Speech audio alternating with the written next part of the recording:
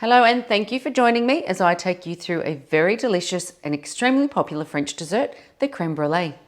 The beauty of this creme brulee recipe is that it is so easy. There's absolutely no need for a bain-marie. We're going to cook our ingredients up in our Cook Expert, pop it into our ramekins and pop it in the fridge to set. Get started. We've got 500 mils of cream, thickened cream. We have 5 egg yolks, so we'll pop those in. We've also then got our caster sugar,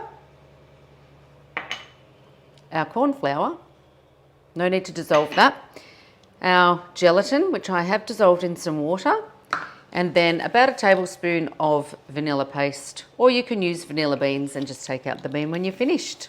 We're now going to pop this on for 8 minutes on speed 5 at 95 degrees. Our custard's cooked and we're ready to pop it into our ramekins. Our ramekins are filled and ready to pop into the fridge. So my brulees are set and we're ready to add the sugar. So the best way to get the sugar to stick is to start with just adding a little brush of water to the top.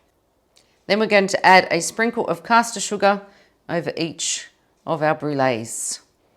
And for the most exciting bit, we're going to burn the top of our brulees. So here we are, it's all ready and we've got exactly what we want, that crunchy top. Bon appetit.